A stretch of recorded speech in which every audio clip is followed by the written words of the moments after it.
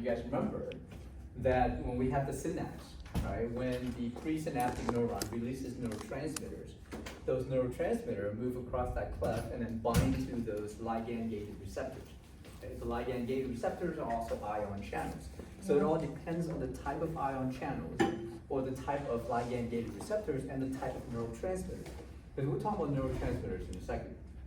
But different types of neurotransmitters can trigger different ion channels to open or different type of receptors to open. So let's imagine if on the postsynaptic dendrite, the membrane of that postsynaptic neuron, you have a bunch of these ligand-gated receptors, and it just so happens that these particular neurotransmitters bind to these guys, and if one of those guys happen to be an ion channel that is specific for sodium ion, then sodium will move into the cell, right? Moving from high to low concentration. So as sodium ion move into the cell, it causes the inside of the cell to become more positive, hence depolarize that cell. Okay? Now, if another ligand-gated ion channel is specific for calcium ion, and once it opens, calcium ion also flows into the cell, therefore allowing for the inside of the cell to also become positive. So therefore, also produces depolarization. Any small depolarization effect that occurs either at the dendrites or the cell body of the neurons, we call collectively the excitatory postsynaptic potentials, because depolarization equals excitation of that particular neuron, right?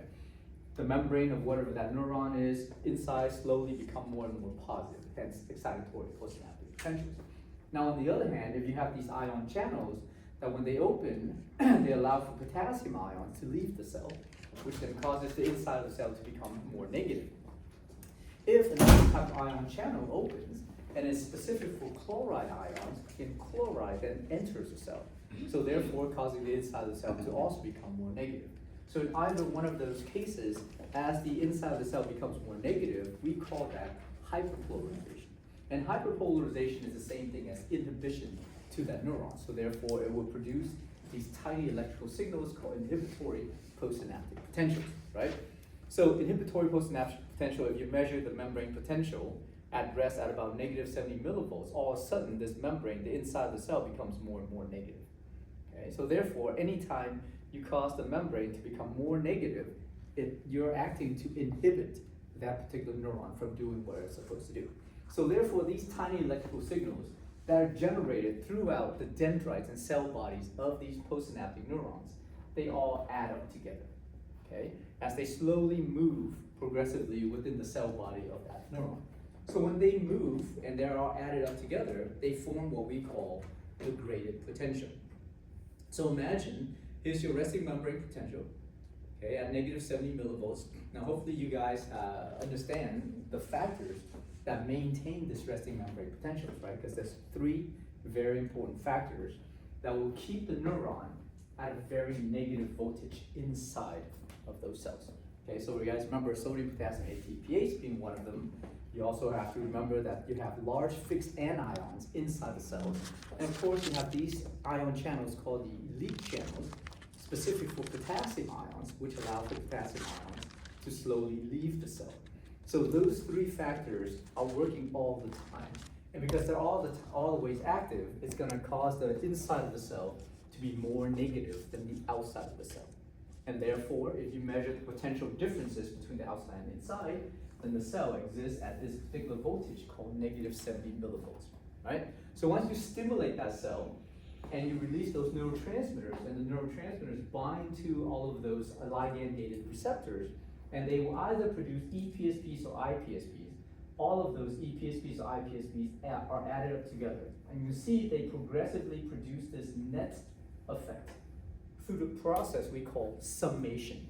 So EPSPs and IPSPs are summated together, right? And as they're summated together, they slowly will give you a net effect. So imagine, let's say if you have a resting membrane potential. So imagine if this is the voltage, measurement of voltage is negative 70 millivolts. Okay. Imagine you have a resting membrane potential at negative 70 millivolts, and all of a sudden you stimulate this particular neuron, and then at the dendrites or cell body of this neuron, it produces an EPSP. An EPSP is a depolarization effect. So it's going to cause this membrane to depolarize. Make sense? So So the membrane now becomes slightly more positive than before, okay? Let's say you have another EPSP that's generated somewhere else, that EPSP is added onto it. That is called summation, okay? So just tiny electrical signals that you add on progressively. Now all of a sudden you have an iPSP that's produced, basically potassium is leaving the cell through some kind of ligand-gated receptor, causing the membrane to hyperpolarize, so you add that onto it, and you get this effect.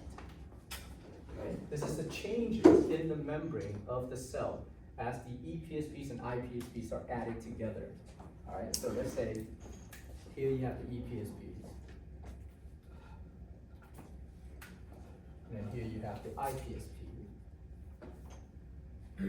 So imagine all of that happening all along the cell bodies and dendrites of that neuron. So let's say you have another EPSP, you have another EPSP, you have 3 EPSPs here that are added on as well. Okay. And then you have another iPSP somewhere else, right? So let's say we add all of these together and stuff like that. Okay. The result of all of this summation event is what we call a net effect. And that net effect is what we call the graded potential. Does that make sense? So graded potential is due to the summation of EPSPs and iPSPs collected together, okay? All right. Now, in this summation event, in this sort of like net effect here that is produced by all of these tiny electrical signals that are added together, progressively, all of the electrical signals, if I have to draw out a neuron, imagine if you have the cell body of a neuron that kind of looks like this. Here's the axon of that neuron. Here's the axon terminal of that neuron. Okay. Here's the cell body. Now imagine here's the dendrites. Okay, so let's say you have a bunch of EPSPs being generated throughout this particular neuron everywhere, right? Because remember, there's multiple connections that this particular neuron can make, and then you also have a bunch of iPSPs that's generated throughout this neuron as well. Okay. Now all of these tiny signals are added together, right? So once they're generated from these areas, they're all moving slowly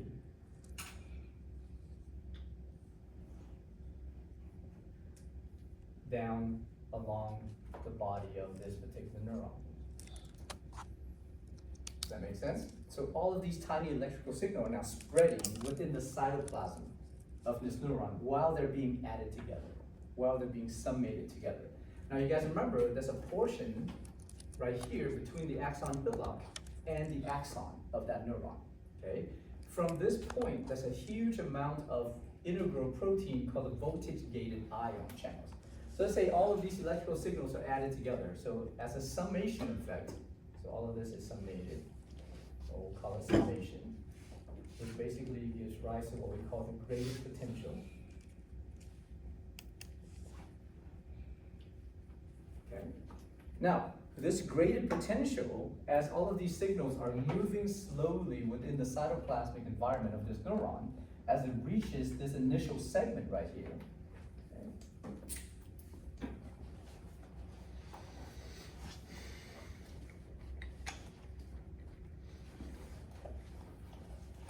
Now, once it reaches that initial segment, if the summation event is adequate, which means that if all the EPSPs and iPSPs, as once they're added together, has allowed for the collective potential change within this neuron to reach negative 55 millivolts. Because remember, it was at negative 70 millivolts, right? So therefore, all of these tiny electrical signals are added together, and you're getting this sort of like net effect. So therefore, as it reaches that initial segment at the end of the axon hillock and beginning of that axon, if this summation event, if this graded potential is enough to reach negative 55 millivolts, then the neuron will produce what we call an action potential. If it doesn't, then the neuron will not produce an action potential. Okay? All right. Now, that negative 55 millivolts is what we call threshold voltage.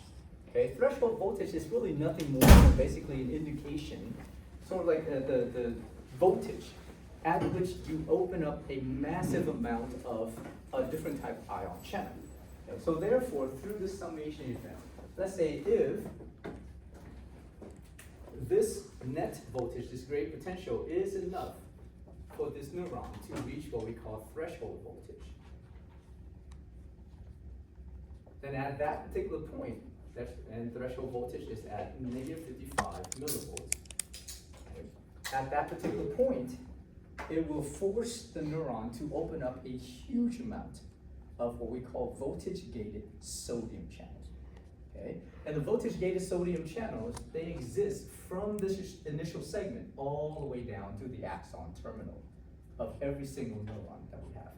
So therefore, let's imagine if this gradient potential here has reached to that threshold voltage. Okay. Once it reaches that threshold voltage, now it stimulates a huge amount of voltage-gated sodium channels to open. This membrane will quickly depolarize to a very positive voltage. Okay? So here are all what we call the membrane potential changes. So the electrical changes that occurs within the cell. Now, as it depolarized in this particular step, so once the membrane reaches negative 55 millivolts, this is called threshold voltage, it triggers a huge amount of voltage-gated sodium channels to open. And when these guys open, there's a massive influx of sodium ions. You have a lot of sodium ions now rushing into the cell. So as sodium ion rushes quickly into the cell, what's going to happen to the membrane? It quickly depolarizes. Make sense? You're adding like a gazillion sodium ions into the cell. So therefore, very quickly, that portion of the membrane of this axon, instead of being very negative on the inside, now all of a sudden flip to becoming very positive. How positive does it get to? Well, in this depolarization state, it depolarizes all the way up to positive 30 millivolts. Okay? So once you reach negative 55 millivolts, this is the trigger, this is the voltage. From this point, you're going to open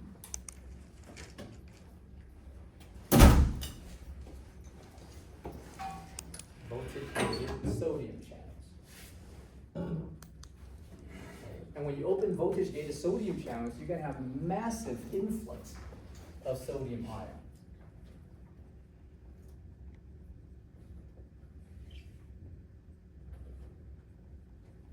Influx means the inward movement of sodium ions. Now, the reason why sodium ion is moving into the cell is, again, because of its concentration gradient.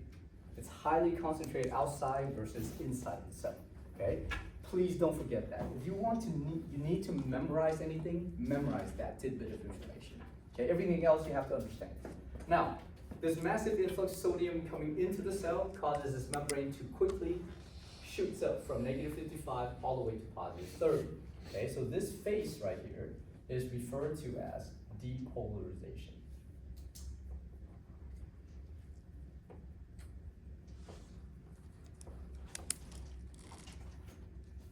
Sense? Okay. Now, once the membrane depolarizes all the way to the peak, which is about positive 30 millivolts, two things happen simultaneously. The first thing that happens up here is that the voltage-gated sodium channels, they will become inactive. Okay, they don't close. You guys remember, I showed you guys the voltage-gated sodium channel, right? It has three phases that has to cycle through all the time. It has an open phase, it has an inactive phase, and it has a closed state. And then once it closes, you can open them again. But then once it opens, they have to go into the inactive state before they close again. Okay, so they have to always cycle through these three phases. As you guys remember that big guy, big dad standing on the window, wouldn't let me in, right, to the room. So, all right. So now, once the voltage-gated sodium channel becomes inactive, sodium ion cannot continue to move into the cell. So therefore, the depolarization stops. But immediately, this membrane needs to repolarize back down to its resting membrane state, okay? So the resting membrane potential is all the way down here.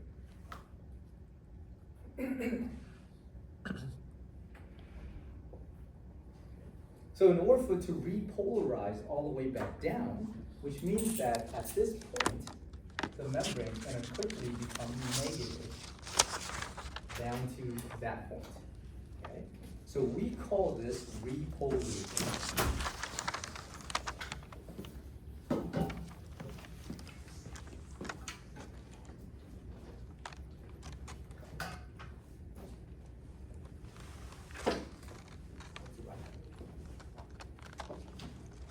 Now, in order for the membrane to quickly become negative again, something has to happen at the peak to allow that to occur.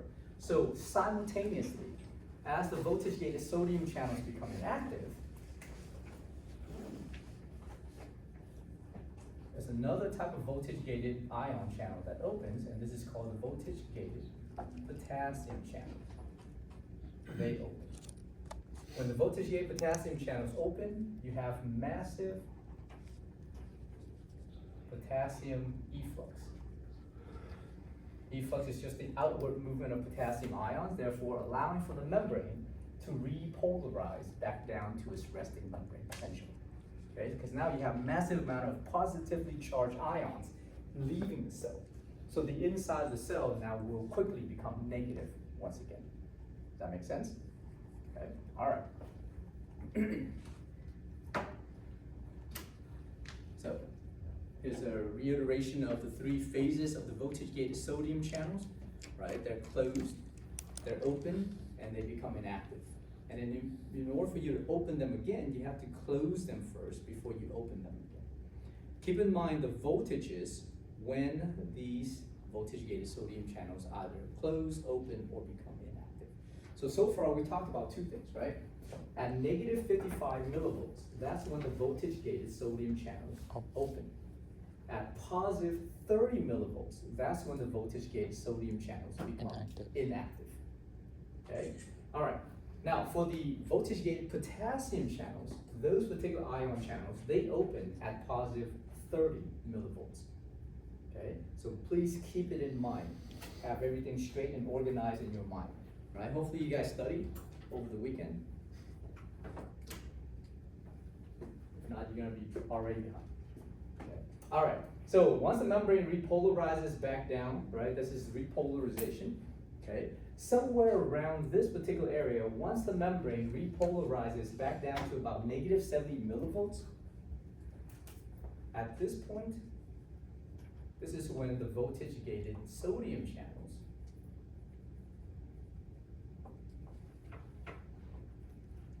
they will close.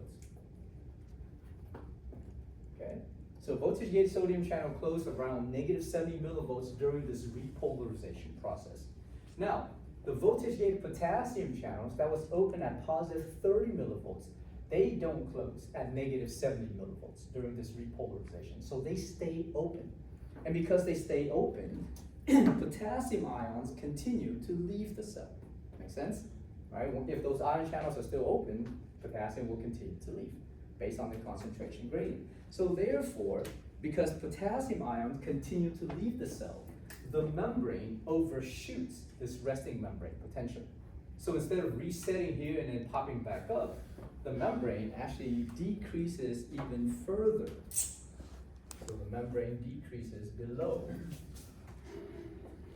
the resting membrane potential. Okay? And we call this phase the after hyperpolarization phase. Because the term hyperpolarization refers to the event where the membrane becomes more negative than its resting state. But this increase in negativity didn't start at rest. This is a continuation of repolarization, right?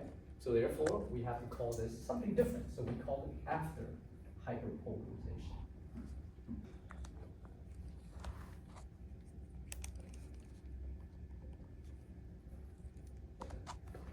Okay, so that's that phase. Now, somewhere around here, say this voltage right here. Let me move this over there.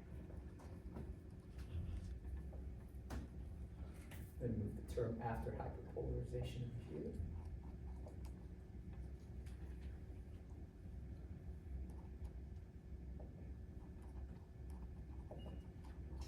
Okay.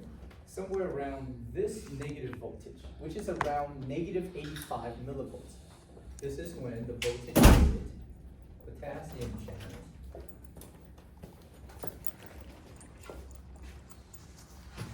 when they were closed. Okay. So voltage gated potassium channels, these guys that was open up here at positive 30 millivolts, they don't close until they get all the way down to negative 85 millivolts. Okay. And once they close, the membrane is slowly reconstituted back to its resting membrane.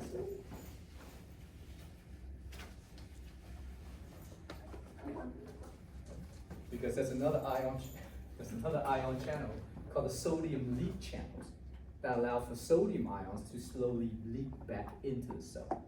As sodium ions leak back into the cell, the membrane now slowly becoming more and more positive until it reaches the resting membrane potential once again. Make sense? Any questions about this? This is essentially an action potential that you guys need to know. Okay? Now, if I ask you to relate this to me, essentially for, let's say, if you guys remember the first exam that we had, right? That could be a series of questions, maybe a whole paragraph where there's a bunch of like blank spaces and you have to fill in the appropriate words. It's like Madlib. You guys ever play Madlib? Right? You ever like open up a book where you have like a whole paragraph and they have like little blank areas and they say, okay, put an adjective here, put an adverb there and stuff like that. And when you add those words and when you read back the passage, it sounds kind of funny, right? We're gonna play Madlib, but then you have to do it correctly. You can't just make up any words you want, right? So it has to be appropriate for that whatever event that we're learning, okay? So if we're learning about the action potential, and I ask you, well, what are the three factors, or I won't even say three, what are the factors that regulates the resting membrane potential? In your mind, you should be thinking, well, why is this membrane at negative 70 millivolts?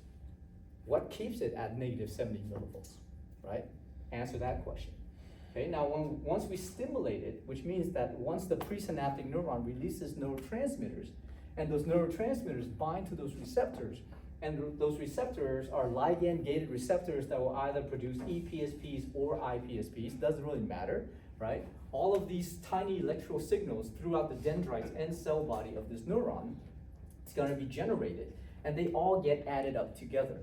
So we call this a summation event, right? So the EPSPs and IPSPs are summated together to give you a what we call a net effect, and that net effect is referred to as the graded potential.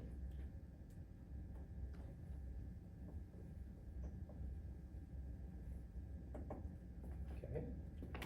And now, if that graded potential is enough, as all of these tiny electrical signals are slowly moving toward the initial segment of that neuron, if all of this summation event is enough, once it reaches the initial segment, to reach this voltage of negative 55 millivolts, then it will trigger a massive opening of voltage-gated sodium channels. And these voltage-gated sodium channels, just basically concentrated around this area, will massively open, allow for a massive influx of sodium ions. How do we know it's massive? Just look at the membrane change, okay? So let's say if your bank account went from negative 100,000 to $2 million in a blink of an eye, how much money do you actually have to put in your bank account in order for that to happen? Pretty massive. Does that make sense? Okay, so just think about that. It's just simple math, right? So how does the membrane goes from negative 55 millivolts all the way to positive 30 millivolts? Well, you need a huge amount of positively charged ions to enter the cell at that particular moment. And we're talking about immediate. This takes about 1 millisecond to achieve, going from negative 55 all the way up to positive 30 millivolts. 1 millisecond, right? That's a very, very fast amount of time. So therefore, you can imagine the amount of sodium ions that is required to enter the cell at that particular point. All right, so negative 55 millivolts is the voltage at which you open the voltage-gated sodium channels. And that's the reason why we call that threshold voltage, okay? Because the whole point is, if you cannot open the voltage-gated sodium channels, you cannot generate this massive depolarization. And if you cannot generate this depolarization, you will not be able to produce an action potential. That's that. It's clear cut. There's no middle ground. There's no like, you know, maybe a little bit. No, there's no little bit. It's either all or nothing. Okay? So therefore, that is the key voltage that this gradient potential must reach in order for this neuron to produce an action potential, which is a massive electrical signal that is produced at this portion of the neuron. And then it's going to continue all the way down the axon. Make sense? All right, so at negative 55 millivolts, voltage-gated sodium channels are going to open. Massive influx of sodium, the membrane depolarizes very quickly from negative 55 millivolts all the way to positive 30 millivolts. At that particular voltage, the voltage-gated sodium channels will become inactive. Okay, like I said, there is no middle ground, which means that at a certain voltage, something's going to happen to those particular ion channels. You need to know that, okay? Don't guess. There's no guessing allowed anymore, okay? You can guess all you want in the first exam. Do not guess when it comes to the neurons. Because neurons don't like, you know what, today I feel like this, tomorrow I feel something else. No, they're always doing the same thing consistently, over and over and over again.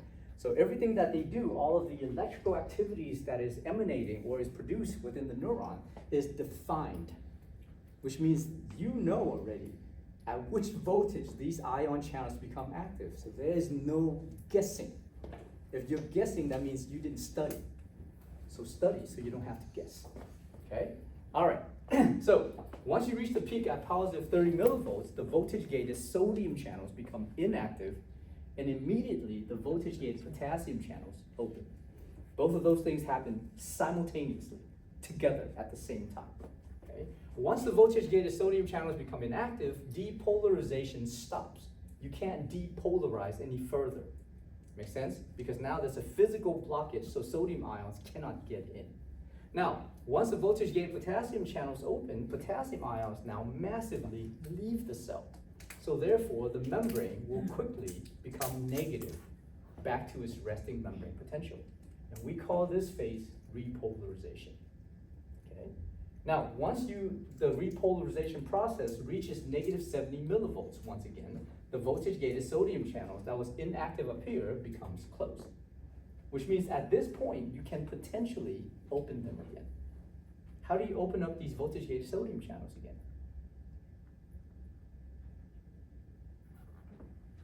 Threshold. So what do you need to do to get to threshold? Hyperpolarization. Oh, hyperpolarization will take it the other way. Depolarization. So you have to have now a bunch of EPSPs continually being generated, right, throughout this neuron. Even when all of this is already happening, you still have to have a bunch of EPSPs. So let's say if this membrane, as it repolarizes back down to negative 70 millivolts and this channel becomes closed, immediately the EPSPs is going to push the membrane back up to threshold voltage. Once it reaches threshold voltage, the voltage-gated sodium channels open once again. And then another depolarization is gonna occur. Make sense? Right? So the key to producing an action potential in a neuron is to open the voltage-gated sodium channel. That is it, clear cut, okay? Whatever you guys do, think. Every time we talk about electrical activities within a neuron, think about the ion channels. Think when these guys open, when they close, and potentially when they become inactive and things like that, okay? So, any questions about the action potential that I've drawn out here for you? Okay, keep those in mind, okay? Now, very importantly, when you write the answers for these particular, whatever this information is, make sure you appropriately identify these type of ion channels. These are called voltage-gated, either sodium channels or voltage-gated potassium channels, okay? Now, if you don't want to write the K plus or the Na plus, that's fine, all right, bless you. If you want to write sodium as in like sodium, fine, you can write the word sodium. You also have to write ion. Make sense? Because sodium without the ion is just Na. The sodium with the ion is Na plus 1. Okay? If you put Na plus 2, I can simply take 2 points off, just because. Okay, so don't make me take more points off than you guys, I don't want to take more points off, basically. But you've been warned, right? Please don't write Na like this. I've already talked about this, okay? There's no reason to capitalize both letters. Please don't write Na like that, because this and that is basically the same. So sodium ions is capital N, little a. And if it's an ion, it's a single positive charge. Okay, don't add any more charges if it's not necessary. Okay, potassium ion, potassium is indicated by the K, and there's a single positive charge on there as well. Or you can write the term potassium ion out, okay? All right. So I'm giving you guys a little bit of buffering for the first exam as far as spelling is concerned, right? There's a lot of misspelling, but that's okay. Just work on those particular spellings, especially when it comes to things like, the organelles and stuff like that, peroxisome, all that other stuff. Right? Peroxisome is kind of an interesting word to spell. And then spliceosome, kind of something like that. So work on those particular spelling, okay? Try not to make as many spelling errors for this time around as the last time. Okay. Anyhow, so questions about this. Please know this chart well. Know this like you know your firstborn. You don't have a firstborn, just think, if when I have a kid, how well do I want to know that kid? You want to know it better than you. You want to know that kid better than you know yourself. Right? Because once you have a kid, that's all you talk about. Like you and your partner just takes a distant second to that kid. All right, anyhow. Good? That's an action potential.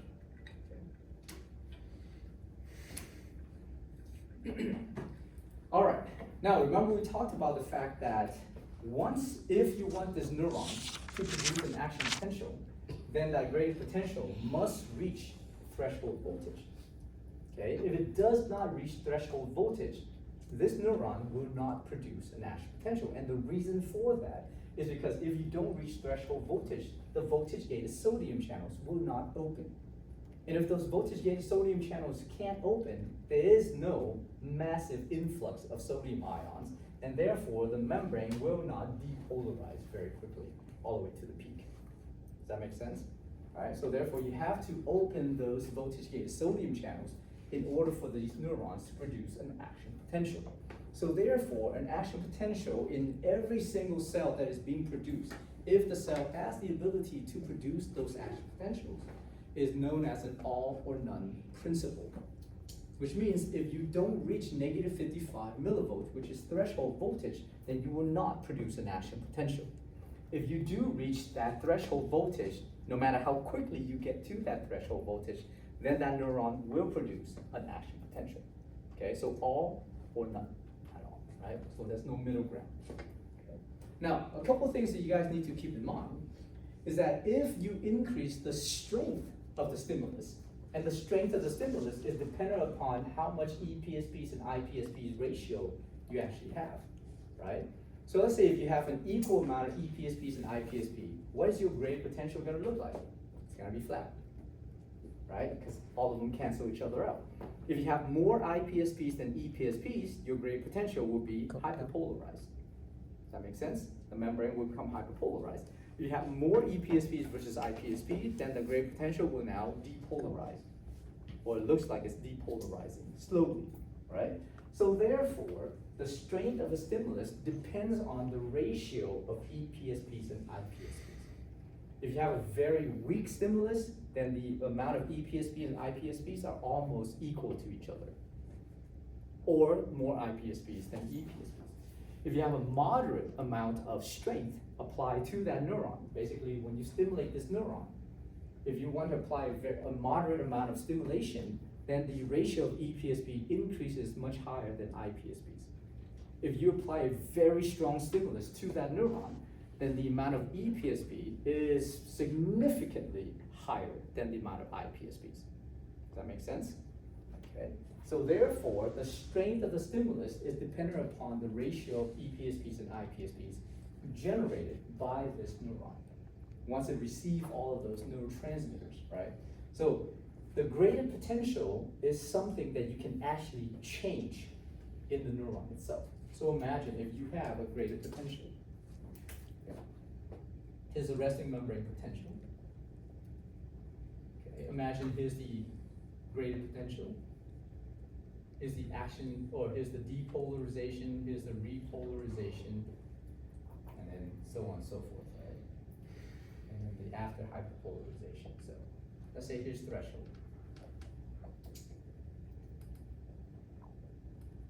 Okay, imagine if this is the original graded potential.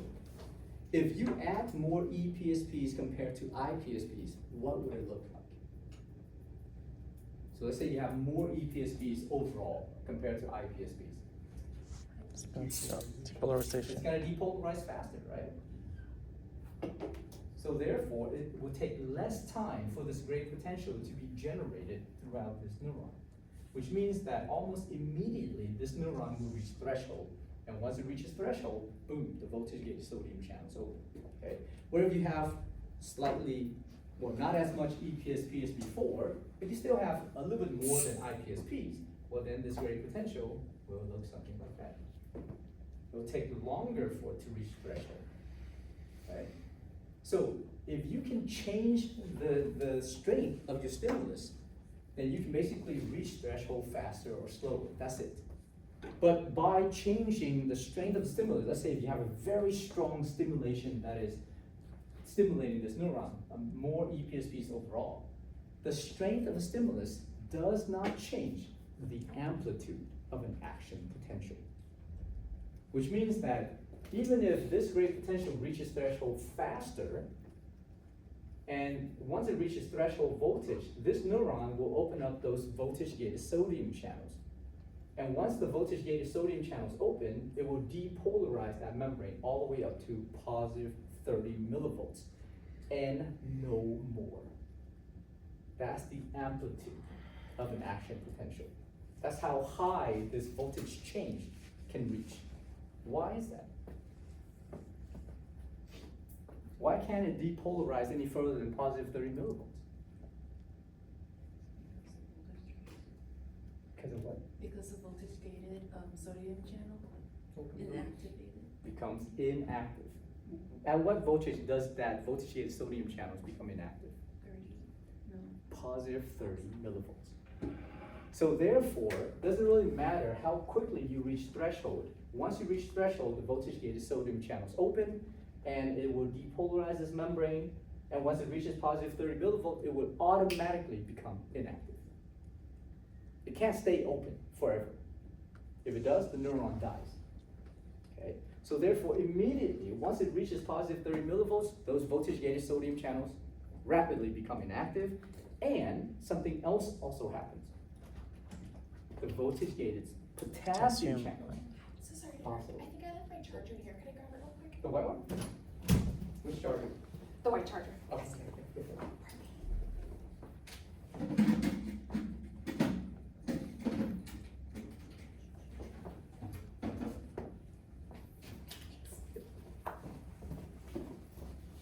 Okay, does that make sense? So once you reach that positive 30 millivolts, two things happen simultaneously, and it always will happen. There's never an instance where it doesn't happen because like they fell asleep or something like that. No, that never happens, right? It's always happened once you reach positive 30 millivolts. Voltage-gated sodium channels become inactive, voltage-gated potassium channels open. And immediately, once the voltage-gated potassium channels open, this membrane quickly repolarizes back down to negative 70 millivolts. So the first thing that happens is that it doesn't matter how strong of a stimulus you apply to this neuron, the only thing that will change is the graded potential. But that increase in strength of the stimulus will not change the amplitude of an action potential. The second thing that it doesn't do is that the strength of the stimulus will never change the duration of an action potential. Once the voltage-gated sodium channels open, the membrane will depolarize to the peak at about 1 millisecond. And then once it reaches the peak, once the voltage-gated sodium channels become inactive, and once the voltage-gated potassium channels open, the membrane will rapidly repolarizes back down to its resting membrane potential in about 1 millisecond. So it will always take 1 millisecond to depolarize and 1 millisecond to repolarize. And no more, no less. Okay? Unless you start changing the amount of sodium and potassium outside of the cell. Okay? When that happens, very bad things will happen to the neurons. Okay? So that's why we have to tightly regulate every single ionic concentrations that we have inside our body. That's what we call homeostasis, right? Okay, so therefore, once that whatever the stimulus is that you apply to this neuron, once it reaches a threshold, then the neuron will depolarize to the peak at about 1 millisecond and repolarizes back down to its resting membrane potential. Again, only takes about 1 millisecond. Okay, so therefore, in this experiment here, this is what they did. They apply a weak, let's say, stimulus to this neuron, and nothing happens. There's no action potential. Well, the reason because this weak stimulus is not enough for that neuron to reach threshold voltage, right? That's an all or none principle. Now, they increase that stimulus a little bit more, and they shock this neuron, let's just say here. And you see, once it's applied, the neuron produces an action potential. And this action potential reaches a peak of about positive 30 millivolts and takes about 2 milliseconds to complete. Okay? Goes back to rest. They increase that voltage a little bit more, that stimulus, they increase that a little bit more, and once they apply that, you can see that an action potential is formed. This action potential reaches a peak of positive 30 millivolts and takes about 2 milliseconds to complete. Unchanged. Doesn't matter how strong that stimulus is. They're like, you know what, maybe that's not strong enough, so they crank up that voltage to its highest stimulation point, and they start to stimulate that neuron. And as soon as they stimulate that neuron, it produces an action potential that reaches positive 30 millivolts and takes about 2 milliseconds to complete. Okay? Question? So, when you say the greater potential duration to reach threshold, which is like so small, even if we have so much ESP? No, if you have a lot of EPSPs, it takes very little amount of time to reach the threshold. Yeah, so wouldn't it like decrease the duration or something? That's not the duration. The duration of action potential starts from depolarization. Okay. And it ends once repolarization reaches the resting membrane potential. That's why we don't take into account the gradient potential, because this can take forever to reach threshold. Well, maybe not forever, because then the neuron will get bored and say, screw it. I'm not gonna do anything for you, right? Okay, so yeah, we don't count. They take into account the gradient potential in terms of the overall action potential. The action potential begins when you depolarize and repolarize. That's it. Okay. All right, good. Any questions about why the strength? And you guys have to understand this. Ask yourself, well, why is it that when you apply such a strong stimulation to this neuron, once it produces an action potential, why can't I depolarize beyond positive 30 millivolts? And why does it always take about 2 milliseconds to complete? Right? 1 millisecond to depolarize, 1 millisecond to repolarize. Why is that? Like I said, the answer lies in the activities of the voltage-gated ion channels that I just showed you guys. Okay. All right, so now, what the increase in stimulation, the increase in the strength of the stimuli will actually do for the neuron is that it will stimulate the neuron to produce more action potentials in that set amount of time. So imagine now, instead of just shocking the neuron one time, right, they decide to shock the neuron continuously for a duration of time. So imagine if this is about 1 second of stimulation, right? They turn on the shock and they leave it, and then after a second they turn it off. Okay. Now they apply the strength of stimulus here, and when they shock that particular neuron continuously for that 1 second, there are no action potentials that's formed. Again, all or none principle, right? So wherever the strength is not strong enough to stimulate this neuron to produce an action potential, not strong enough to reach threshold. Okay. They increase that to a medium strength type of stimulation, so they turn on the shock and they sustain that for about 1 second and then they turn it off. during that duration, you can see that the neuron produces 4 action potentials.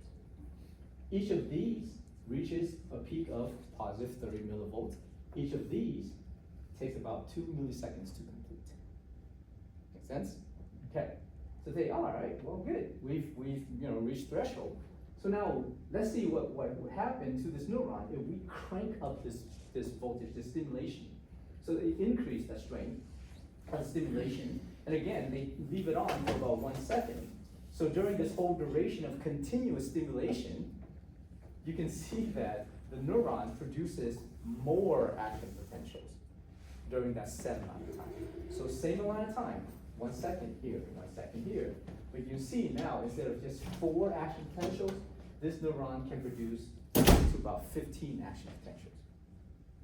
Is the duration of time between on and off in each example of Yes. stimulus, is it getting shorter? No, it's the same. Okay. It's the same, it should be the same, because just to drive the point home, right? So now you can see that what happens when you actually increase the strength of the stimulus is that the neuron will produce more action potentials, which means it increases what we call the frequency of action potentials.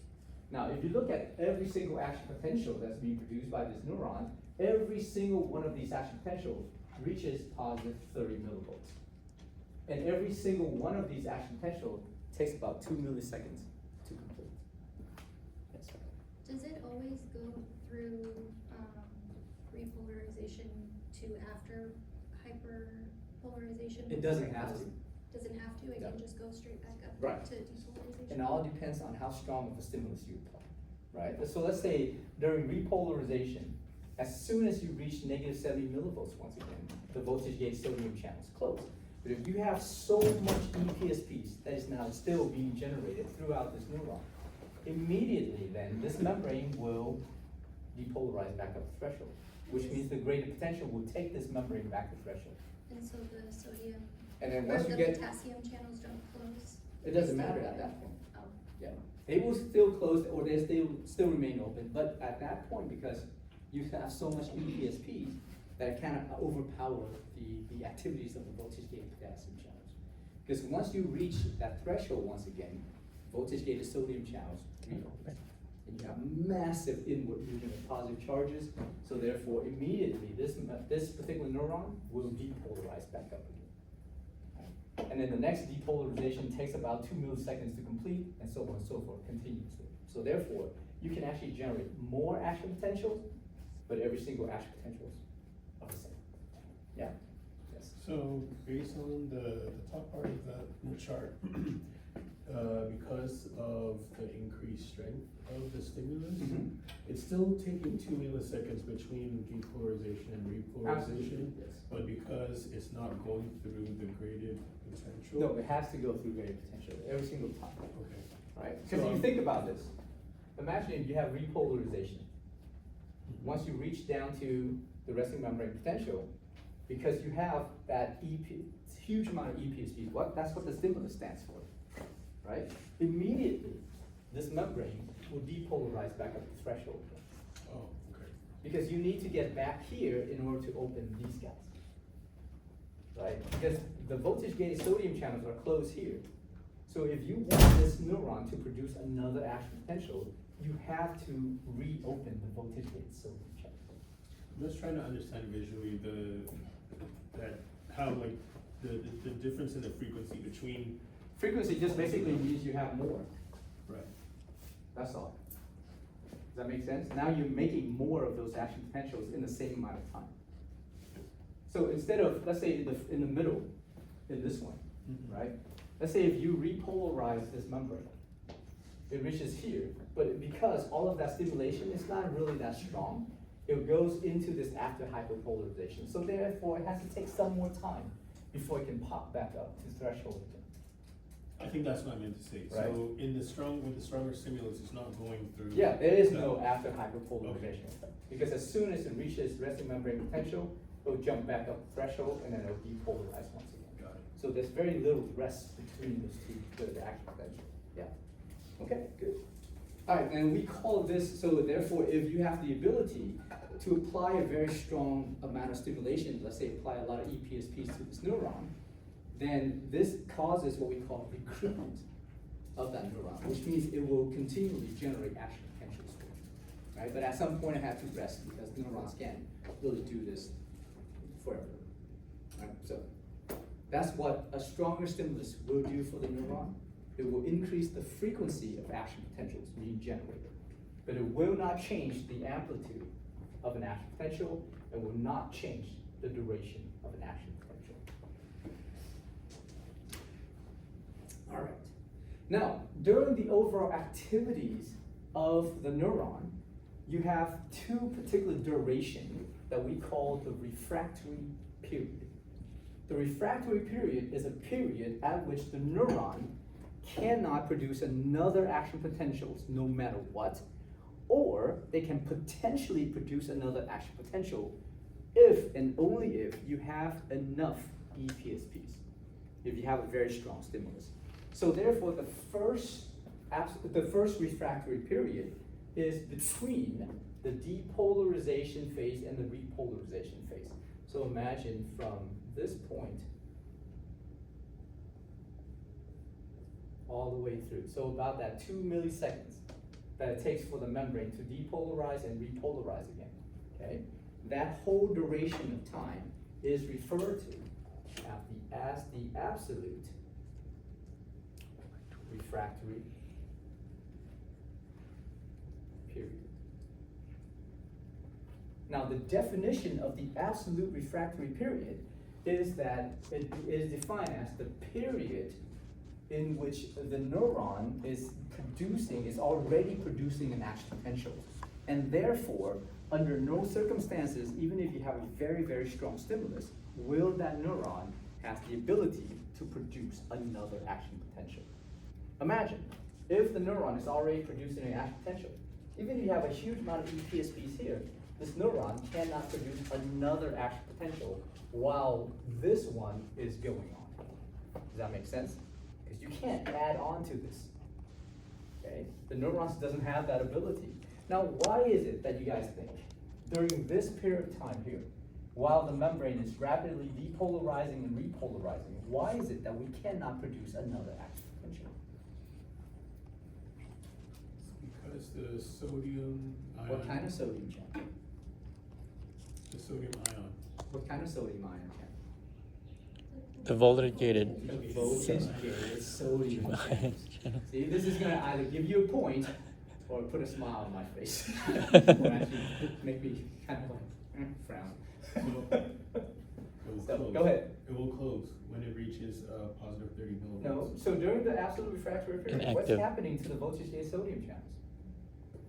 It's inactive. It opens. First, it's open. It's open. So you can't open something that's already open, right? And then in the second part, it's inactive. And you can't open something that is inactive until you close it. Does that make sense? So therefore, in this whole duration of time, there's 2 milliseconds for this neuron to rapidly depolarize and repolarize. The voltage-gated sodium channels are either already open initially or is in its inactive state. And therefore, you have to wait until this membrane repolarizes back down to resting membrane so that the voltage-gated sodium channel can be reopened again. Because remember, you have to close them before you open them up again. Okay, and that is the phases that they have to go through. You have to go from the open to the inactive to the closed, back to the open to the inactive to the closed. You can't skip around. Okay, so that's why this period of time here, the duration that it takes for that neuron to produce an action potential during that depolarization and repolarization period, we call this the absolute refractory period. Which means it is defined as the period of time during the activities of the neuron, no matter how strong of a stimulus you apply to that neuron, the neuron will not be able to produce another action potential. Okay? Even if you like drop a nuclear bomb on that thing, it's not gonna produce another action potential. Well, it kind of sucks because it's dead now. All right, now the other refractory period that we're gonna refer to is the refractory period that occurs somewhere here once the membrane hyperpolarizes in this after hyperpolarization activities here. And then once the voltage-gated potassium channel is closed, and the membrane is slowly reconstituted back to its resting membrane potential. This is a duration of time here that is also referred to as a refractory period. But this refractory period is known as the relative refractory period.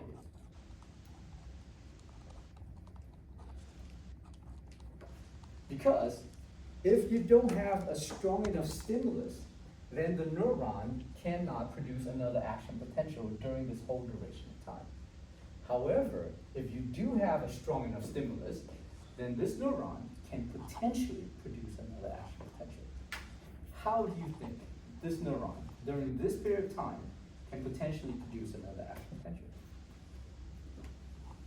Imagine if your membrane is now at negative 85 millivolts. What do you need to do to this neuron in order for it to produce an action potential? Increase the Bring sodium. it up to what? Negative 55. Negative 55. So now instead of going from negative 70 to negative 55, you now have to go from negative 85 to negative 55. What does that mean? It means you have all of these extra negative charges inside of the cell that you need to account for. So how do you account for these? How do you then quickly, let's just say, if the membrane is all the way down to this negative 85 millivolts, how do you stimulate this membrane to flip all the way back to threshold voltage? What do you need? A lot of EPSPs. So you have to have a very strong stimulus at this point, right? So therefore, during the relative refractory period, if you want that neuron to produce another action potentials, you need to apply a very strong stimulus. And that strong stimulus is going to allow you to compensate for all of these extra negative charges inside of the cell due to this movement, outward movement of potassium ions. Right? So as potassium ions continue to leave the cell, inside becomes more and more negative. So now instead of negative 70, it's now negative 85, let's just say. So then you have to compensate for all of the extra negative charges by applying a lot more EPSPs so that the membrane can depolarize back up to threshold. Once you reach threshold, since the voltage-gated sodium channels are closed here, they will reopen again. Right? Once you reach back to threshold, and then you can produce another action potential. Make sense? Okay. Like I said, the key to understanding this is to fully understand when these voltage-gated ion channels open, close, or become inactive. Okay? That's it. So don't get confused about that. Just learn it the way that you're supposed to learn it. You'll be fine. Now, that's just the definition of the absolute refractory period and the relative refractory period. I think later on, as we talk more about these particular neuronal activities, we're going to get into the idea of why this is important. All right. So, absolute refractory period is the duration of time. Another action potential cannot occur because the voltage-gated sodium channels are either open or inactive. You have to wait until they close before you reopen them again. All right. Now, the ability of a neuron to conduct electrical impulses within its cytoplasm is referred to as the Cable properties. Now, in terms of the Cable properties, imagine the cytoplasmic environment of any cell, right? It's not pure water. So it's fluid, it's water mixed with a bunch of solutes, and therefore it's highly viscous in a way, right? So imagine your electrical signal, you're being produced right at this portion of the neuron, and you want to move from this place all the way down there. So imagine if I'm an electrical signal and I'm moving, but there's a lot of resistance to my movement. Makes sense? Because this is not pure water. I can't just swim, pretty quickly through it. I have to navigate through all this thick sludging that we call the cytoplasm. So essentially, once an electrical signal is produced, wherever it's being produced, and is moving within the cytoplasm, it will progressively get weaker and weaker and weaker, and then eventually dissipate altogether. Okay.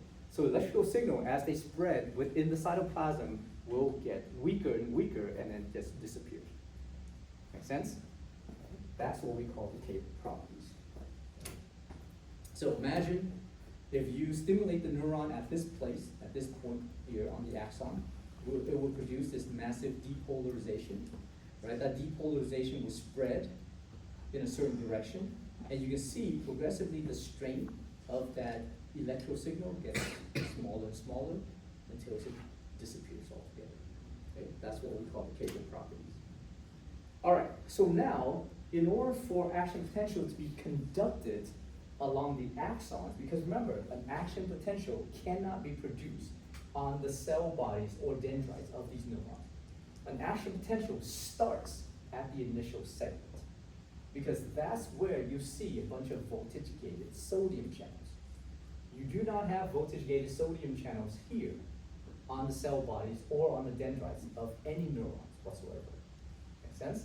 So therefore, you cannot produce an action potential in this area of the neuron.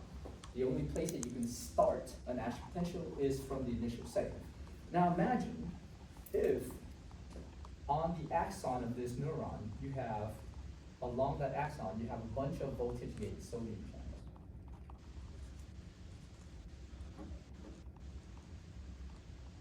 So all of these are representing voltage-gated sodium channels. I'm just gonna abbreviate, you guys do not abbreviate. Because I'm lazy and you're not. Okay, so a bunch of voltage-gated sodium channels, right? Littered throughout the whole membrane of this axon. Now imagine if this graded potential through the summation process has moved all the way to this initial segment and stimulate this first voltage-gated sodium channel. It will open. And once it opens, it will allow for sodium ion to flow in, right? Sodium ion flows in, depolarize that membrane. So it will depolarize that neuron just at this area. Okay? Now that depolarization effect through that cable property will spread forward and backward. Does that make sense? Nothing is stopping the movement of that electrical signal. It can move in both directions. It can move in any direction. There's no way to stop it. Okay? Now, as it moves backward, since there's no voltage-gated ion channels back here, through that cable property, eventually that signal becomes weaker and it dies. Make sense? So it doesn't stimulate anything back at the cell body or at the dendrites. But as this depolarization signal spreads forward, it will stimulate the next voltage-gated sodium channels. Okay? Once it stimulates that next set of voltage-gated sodium channels, that guy will open and sodium ion will move into this cell. As sodium ion moves into the cell, this portion of the axon becomes depolarized, right? That depolarization also spreads backward and spreads forward. Okay? Now, as it spreads backward, what's happening to this first voltage-gated sodium channel? Becoming inactive. It's becoming inactive. So therefore, this backward spreading action potential cannot stimulate this voltage-gated sodium channels. Why? Because during that point, this voltage-gated sodium channel, or that neuron at this area, is now in its absolute refractory period. And we have defined the absolute refractory period as a period of time during the activities of the neuron that under no circumstances, no matter how strong of a stimulus you apply to this neuron, the neuron will not produce another action potential.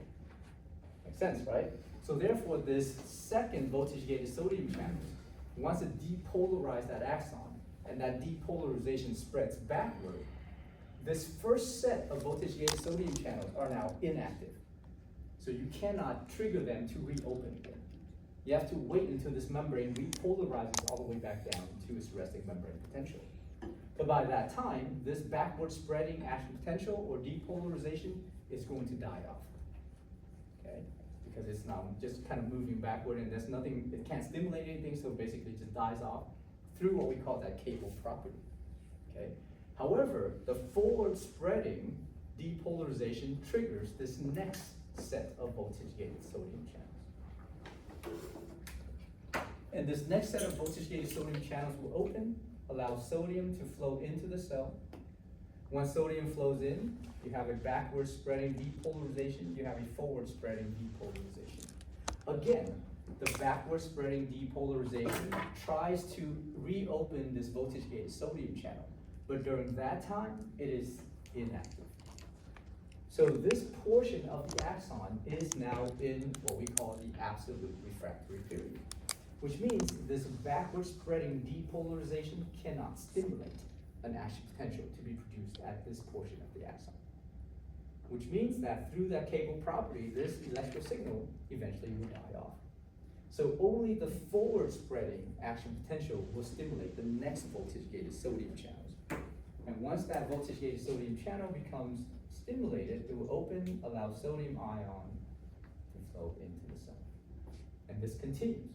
So therefore, when you look at all of these electrical activities, the absolute refractory period that exists here, and then here, and then here as the next set of action potentials. So let's say you have an action potential coming here, this set becomes inactive. So this voltage gated sodium channel has become inactive. Once it spreads forward, this voltage gated sodium channel has become inactive. Once it spreads forward, this voltage gated sodium channel has become inactive. Does that make sense? And these guys become close again, waiting for another signal to come. So therefore, the absolute refractory period is important because it prevents the backward movement of action potentials along that axon. Which means if you're looking at all of these action potentials, all of these electrical signals, the action potentials as a net effect are progressively moving in one direction. Okay? So this is basically the direction of your action potential.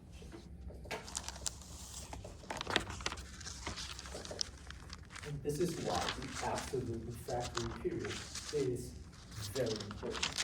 If you don't have that, the neuron gets super confused, and it'll just like action potentials everywhere throughout that neuron, and the message will never reach the axon terminals, and you will not be able to communicate effectively with other tissues or other neurons.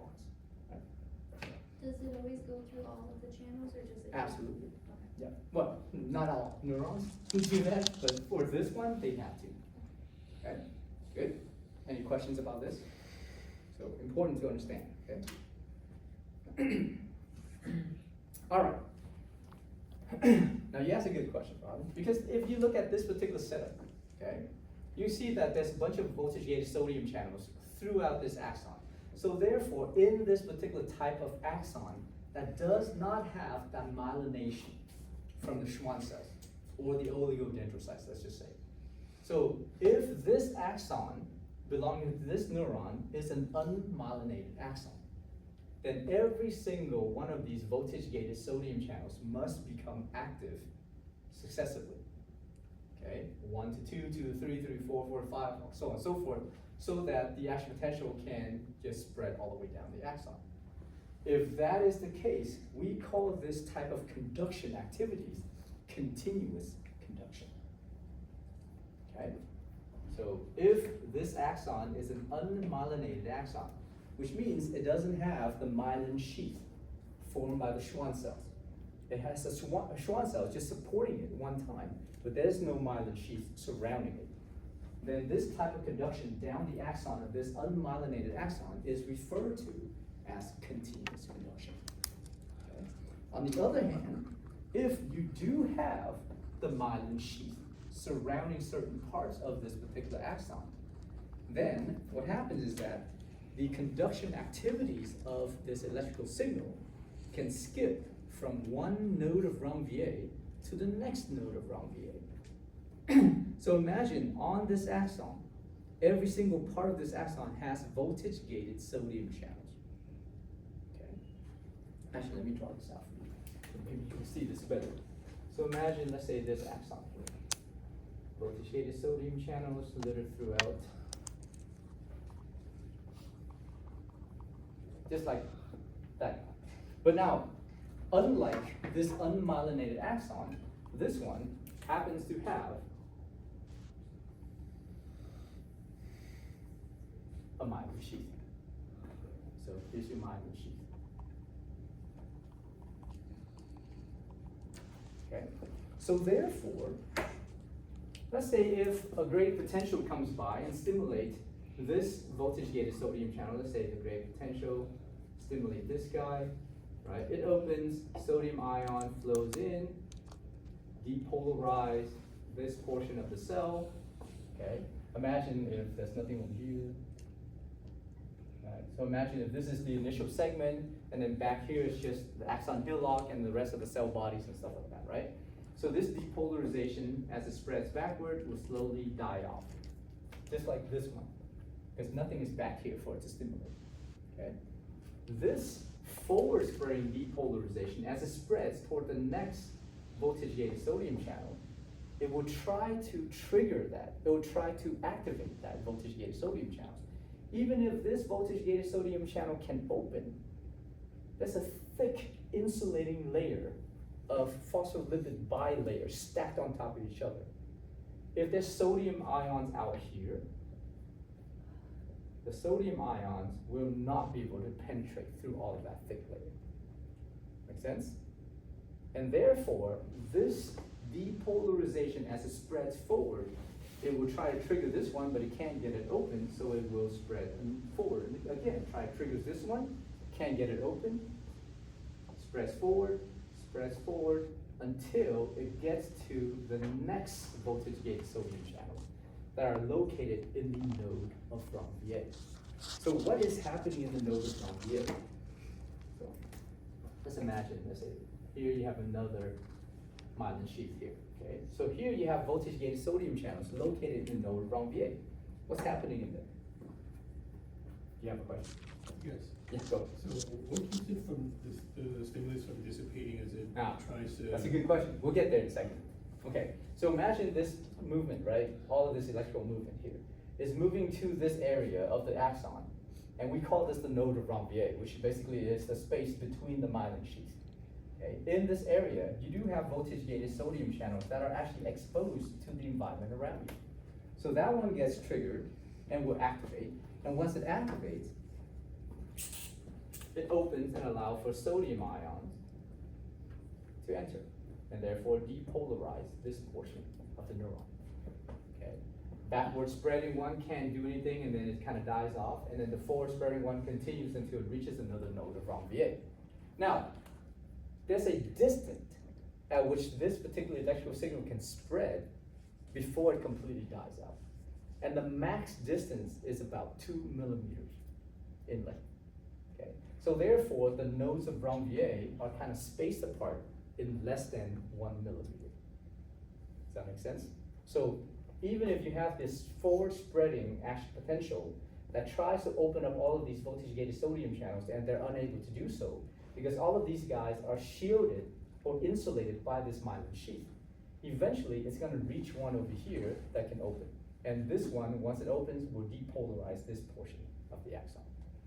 Any backward spreading one, as it tries to stimulate these guys, even if they're closed or whatever the case is, they can't open, and by the time they reach here, another, let's say, action potential is already generated at that area.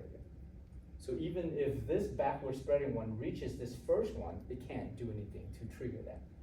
Does that make sense? And then therefore you have another forward spreading action potential.